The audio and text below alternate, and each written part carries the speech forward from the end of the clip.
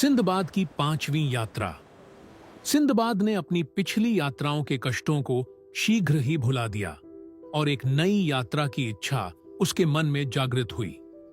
इस बार उसने अपनी इच्छानुसार यात्रा करने का निश्चय किया। चूंकि कोई कप्तान उसकी निर्धारित यात्रा पर जाने को तैयार नहीं हुआ, सिंदबाद ने स्वयं एक जहाज बनवाया।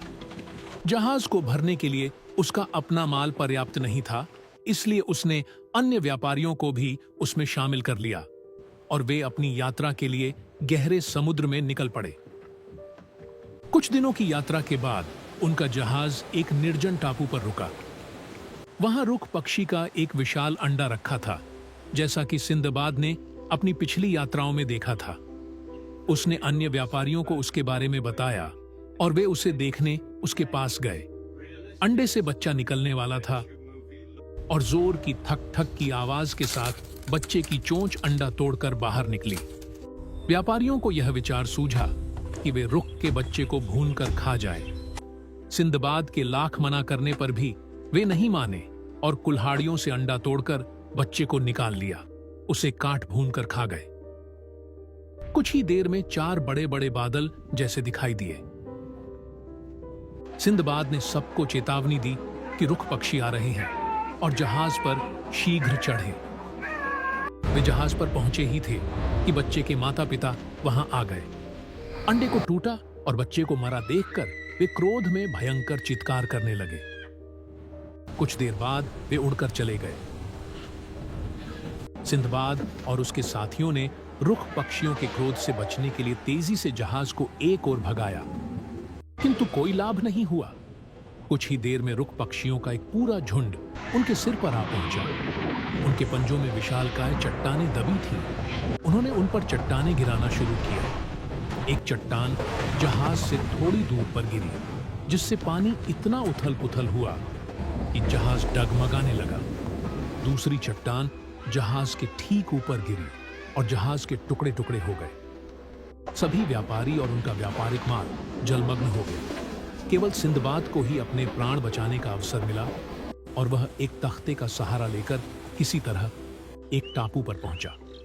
तट पर कुछ देर आराम करने के बाद सिंदबाद उस द्वीप पर यह देखने के लिए घूमने लगा कि क्या किया जा सकता है। उसने देखा कि वहां सुंदर फलों के कई बाग थे। कुछ पेड़ों के फल कच्चे थे, किंतु बहुत से फल पके और मीठे थे। कई जगह उसने मीठे पानी के स्रोत भी देखे। उसने पेट भरकर पक्के फल खाए और एक स्रोत से पानी पिया। रात हो चुकी थी, इसलिए वह सोने के इरादे से एक जगह लेट गया, किंतु उसे नींद नहीं आई। निर्जन स्थान का भय भी था और अपने दुर्भाग्य पर दुख भी था। वह रोता था और स्वयं को धिक्कारता था कि इतनी धन दौलत होने पर भी, जिससे वह जीवन भर सुख और ऐश्वर्य के साथ रह सकता था, उसने फिर से यात्रा करने की मूर्खता क्यों की। कभी वह यह भी सोचने लगता था कि इस द्वीप से किस तरह बाहर निकला जा सकता है। इतने में सवेरा हो गया। सिंदबाद अपनी उधेड़ बुन को छोड़कर उठा और फल वाले पेड़ों को घूम घूम कर देखने लगा। कुछ ही देर में उसने देखा कि वहां किनारे पर एक बूढ़ा बैठा था। वह बहुत कमजोर लग रहा था और मालूम होता था कि उसकी कमर से नीचे का भाग पक्षाघातग्रस्त था। पहले उसने सोचा कि यह भी उसकी तरह का कोई भूला भटका यात्री है जिसका जहाज डूब गया है। सिंदबाद उसके समीप जाकर उसका अभिवादन किया। उसने कुछ उत्तर न दिया, केवल सिर हिलाया। सिंदबाद ने उससे पूछा कि वह क्या कर रहा है।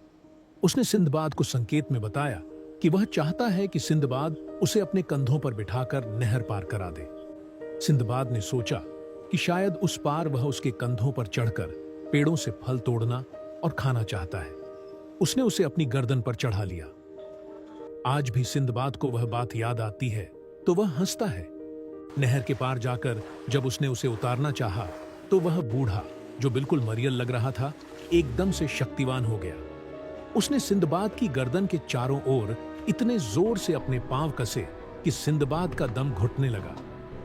उसकी आंखें बाहर निकलने को हुईं और वह अचेत होकर गिर पड़ा। फिर उसने पांव ढीले किए, जिससे सिंदबाद सांस लेने लगा और कुछ देर में होश आ गया। अब बूढ़े ने सिंदबाद को उठने का इशारा किया और उसके न उठने पर उसने एक पांव उसके पेट में गड़ाया और दूसरा मुंह पर मारा। इससे सिंदबाद विवश हो गया कि वह उसके कहने के अनुसार काम करे। वह उसे लिए घूमने लगा।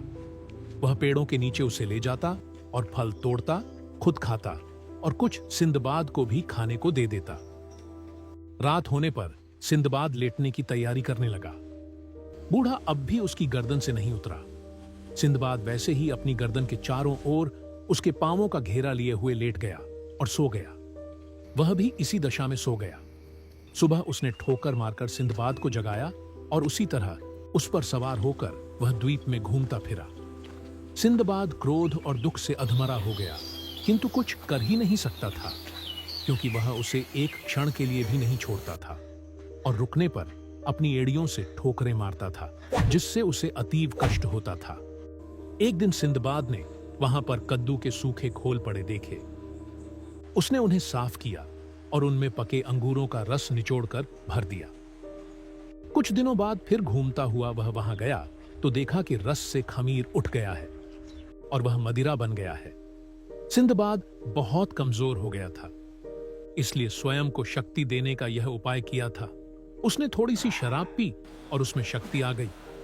वह तेजी से चलने लगा और गाने भी लगा। बूढ़े को यह देखकर आश्चर्य हुआ। उसने इशारे से एक कद्दू की शराब देने के लिए कहा। सिंदबाद तो 2-4 घूंट ही लेता था। उसे थोड़ी मदिरा पीकर आनंद आया तो वह एकदम से पूरे कद्दू की शराब पी गया। इससे उसे तेज नशा चढ़ाया। वह गाने लगा और झूमने और डगमगाने लगा। जब सिंदबाद की गर्दन पर उसकी पकड़ ढीली हो गई तो उसने उसे पृथ्वी पर पटक दिया। उसके गिरते ही सिंदबाद ने एक पत्थर से उसका सिर कुचल कुचल कर उसे मार डाला। सिंदबाद को उसी पकड़ से छूटकर बड़ा सुख मिला और वह समुद्र तट पर आ गया। संयोग से उसी समय एक जहाज के कुछ लोग जहाज में मीठा पानी भरने उस द्वीप में उतरे। उन्हें सिंदबाद की कहानी सुनकर बड़ा आश्चर्य हुआ। उन्होंने कहा, क्या तुम सचमुच इस बूढ़े के हाथ पड़े थे? उसने तो न जाने कितनों को इसी तरह दौड़ाकर और गला घोंटकर मार डाला है। उसके हाथ से कोई नहीं बचा। तुम वास्तव में बहुत भाग्यशाली हो। इस द्वीप के अंदर कोई नहीं जाता, सभी इससे भय खाते हैं। फिर वे सिंदबाद को अपने जहाज पर ले आए। कप्तान ने भी उसका हाल सुनकर उस पर दया की और बगैर किराए के पूरी सुविधा के साथ उसे ले चला। यात्रा के दौरान एक बड़े व्यापारी से सिंदबाद की गहरी मित्रता हो गई। एक अन्य द्वीप पर पहुंचकर उस व्यापारी ने अपने कई नौकर जमीन पर भेजे और सिंदबाद को एक टोकरा देकर कहा कि इनके साथ चले जाओ और जैसा यह करें वैसा ही तुम भी करना और इनसे अलग न होना, वरना बड़ी मुसीबत में फंस जाओगे। सिंदबाद सभी आदमियों के साथ टापू पर उतर गया। द्वीप पर नारियल के बहुत से पेड़ थे, किंतु वे इतने ऊंचे थे कि उन पर चढ़ना असंभव लगता था। वहां बहुत से बंदर भी थे। वे उनके डर से तुरंत पेड़ों पर चढ़ गए। अब सिंदबाद के साथियों ने यह किया कि ढेले पत्थर जमा किए और बंदरों पर फेंकने लगे। सिंदबाद ने भी ऐसे ही किया। बंदर क्रोध में आकर नारियल तोड़ तोड़कर उन लोगों के सिरों पर फेंकने लगे। कुछ ही देर में सारी जमीन पर नारियल बिछ गए। उन लोगों ने नारियलों से टोकरे भरे। सिंदबाद इस प्रकार नारियल प्राप्त होने पर आश्चर्य में पड़ गया। फिर वह उन लोगों के साथ शहर में आया जहां नारियल अच्छे दामों में बिक गए। व्यापारी ने नारियलों की कीमत में सिंदबाद का हिस्सा उसे देकर कहा कि तुम रोज इसी तरह जाकर नारियल जमा किया करो और उनसे जो पैसा मिले उसे बचाते जाओ। कुछ दिनों में तुम्हारे पास इतना धन इकट्ठा हो जाएगा कि आसानी से अपने देश को वापस जा सकोगे। सिंदबाद ने उसकी बात मानी और कई दिन तक इसी तरह नारियल बेचता रहा।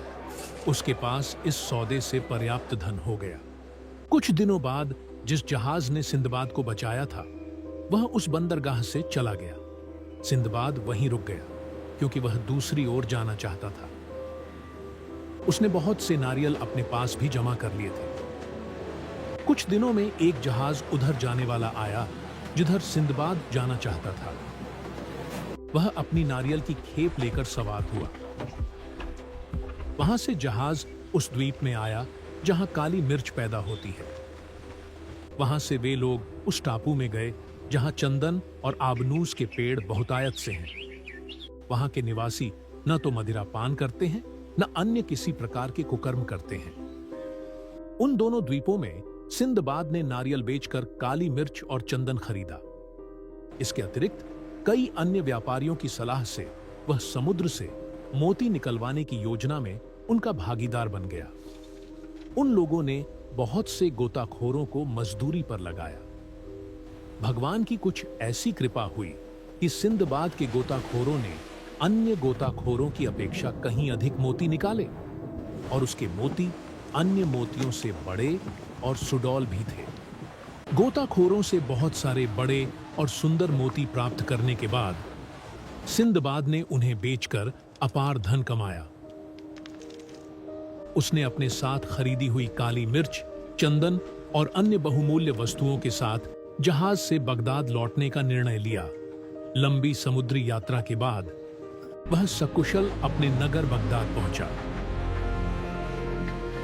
वहां उसने अपने परिवार और मित्रों से मुलाकात की, गरीबों को दान दिया और अपनी इस 5वीं यात्रा के अद्भुत अनुभवों को लोगों को सुनाया। इस प्रकार सिंदबाद की 5वीं यात्रा समाप्त हुई।